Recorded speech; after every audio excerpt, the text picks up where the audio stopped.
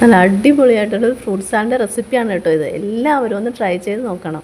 അതിനായി 1/2 ഗ്ലാസ് പാലിലേക്ക് 2 spoon custard powder ചേർത്ത് കൊടുത്ത് നല്ലതുപോലെ ഒന്ന് മിക്സ് ചെയ്തെടുക്കുക. ഇതിൻ്റെ കട്ടയെല്ലാം മാറുന്നത് വരെ നല്ലതുപോലെ ഒന്ന് മിക്സ് ചെയ്ത് മാറ്റി വയ്ക്കുക.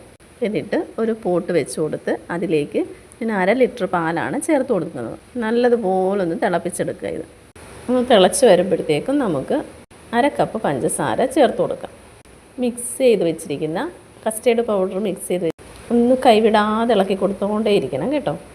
ഇത് കുറുകി ഒന്ന് വറ്റി വരുമ്പോഴത്തേക്ക് നമുക്ക് കുറച്ച് മിൽക്ക് മെയ്ഡ് ചേർത്ത് കൊടുക്കാം.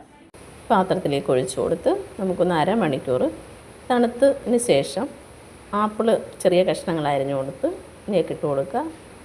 മുന്തിരി ചേർത്ത് കൊടുക്കുക, മാതള നാരങ്ങ ചേർത്ത് കൊടുക്കുക, പഴം ചേർത്ത് കൊടുക്കുക. എല്ലാം ചെറിയ കഷ്ണങ്ങളായിട്ട് ചേർത്ത് കൊടുക്കുക. ഫ്രൂട്ട്സൊക്കെ കഴിക്കാത്ത കുട്ടികൾക്ക് വളരെ ഇഷ്ടമാണ് കേട്ടോ. എല്ലാവരും ഒന്ന് ട്രൈ ചെയ്ത് നോക്കണം കേട്ടോ.